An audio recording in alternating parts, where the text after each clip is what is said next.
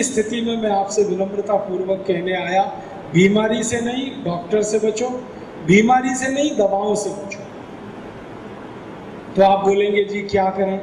दो चार बातें बताता हूं जिनका अपने जीवन में आप पालन करो तो आपके लिए बहुत अच्छा होगा। सबसे पहली बात ये कि आपको कोई बीमारी जिंदगी में आए नहीं, पहले तो ये कोशिश करो। वो एक अंग्रेजी की कहावत है ना, prevention is better than cure. इस कहावत में थोड़ा संशोधन करना चाहिए, prevention is always better than cure. हमेशा रोकथाम जो है ना बीमारी से अच्छी है, हमेशा, एक बार की नहीं, हमेशा। तो आप कुछ ऐसा करो अपनी जिंदगी में कि बीमारी मत पड़ो। आप पूछोगे क्या ये संभव है? हाँ, ये संभव है। मैंने जी के देखा अपना जीवन, ये बहुत संभव है, बहुत आसान है। आपको हैरानी होगी, मैं पिछले 20 साल से एक दिन भी बीमार नहीं पड़ा। 20 साल हो गए, शायद अगले 20 साल नहीं पड़ूंगा। पिछले 20 साल में एक दिन भी हॉस्पिटल में नहीं गया, एक दिन भी, और अगले 20 साल भी नहीं जाऊंगा। क्या कारण है? मैं अपनी जिंदगी में आयुर्वेद चिकित्सा के कुछ नियम का पालन करता हूं। वो नियम ने मुझे बचा रखा है। आप भी करोगे तो आप भी बच जाओगे।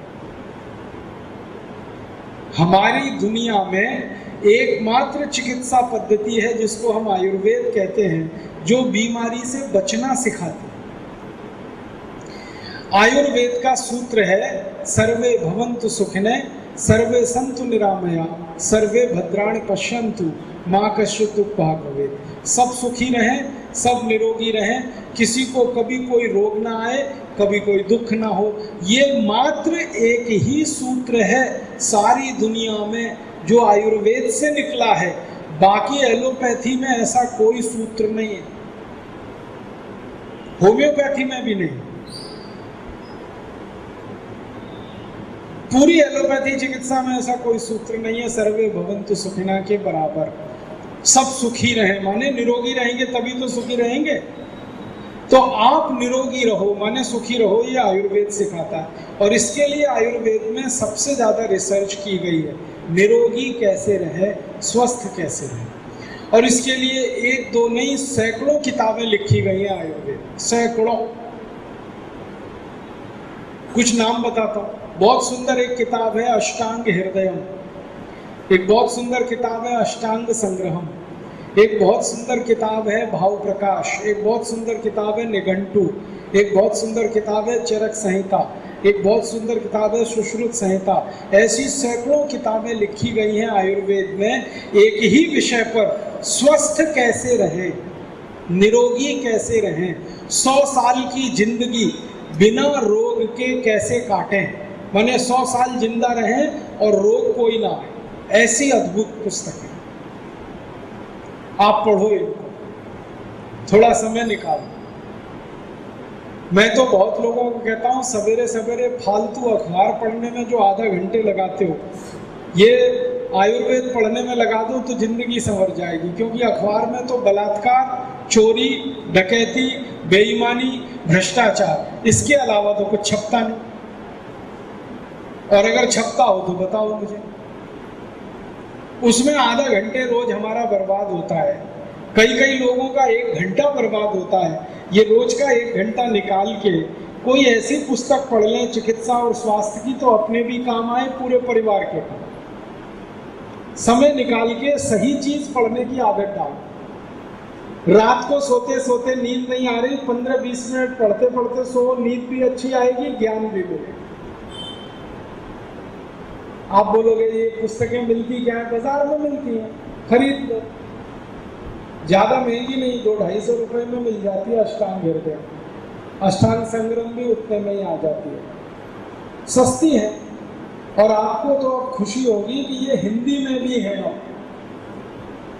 वैसे ये सब मूल पुस्तकें संस्कृत में है, लेकिन अब विद्वानों ने उसका हिंदी भाषांतर भी कर दिया है, आप बाजार से ले सकते हैं। और बाजार में अगर जाओ ना मिले तो ये जो अष्टांग हृदयम पुस्तक है, मैंने भी इसको लिखा है, अपने तरीके से लिखा है। और बहुत सरल कर दिया और थोड़ा संक्षिप्त कर दिया। अष्टांग हृदयम मूल तो बहुत बड़ा ग्रंथ है, कम से कम उसमें 3,500-4 हजार पन्ने, बहुत बड़ा है। मैंने बहुत छोटा कर दिया उसको, 1-125 पन्ने में छोटी पुस्तक बना दी, आम आदमी के काम आ सके। वो यहाँ मैं लाया हूँ, आप चाहो तो ले लेना। बहुत सस्ता है, शायद 25 रुपए का, बाजार में तो 250 रुपए का। क्योंकि बाजार में तो जो छापने वाला है उसको अपना मुनाफा भी चाहिए। हमने इसको छापा है, कोई पैसा हमें ना मिले, जितना खर्च छपाई में आया उतने में, और उसमें हमने रंगीन कागज नहीं लगाया, सस्ता वाला कागज लगाया, उसमें हार्ड बाउंड कवर पेपर नहीं लगाया, सरल सा, तो सस्ता कर दिया ताकि कोई भी गरीब आदमी खरीदे। इस पुस्तक में अद्भुत बातें हैं, 2-4 बताता हूँ आपको, जिंदगी भर याद रखो आप उसको। पहली बात यह है कि आप बीमार मत पड़ो तो क्या करें।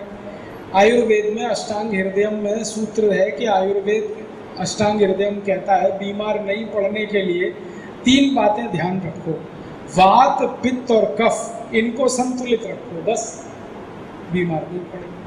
वात, पित्त और कफ। आपको मालूम है वात, पित्त, कफ के 3 दोष हैं जो आपके बीमारी का कारण है। ये बीमार कब बनाते हैं किसी व्यक्ति को? जब वात, पित्त, कफ में संतुलन टूट जाता है, असंतुलन आ जाता है, वात बहुत बढ़ गया, पित्त बहुत घट गया, कफ बहुत बढ़ गया, वात बहुत घट गया, तभी बीमारी आएगी। जो वात, पित्त, कफ संतुलित है, समान है, तो बीमारी आने की कोई संभावना नहीं। ये आयुर्वेद का मूल रहस्य है।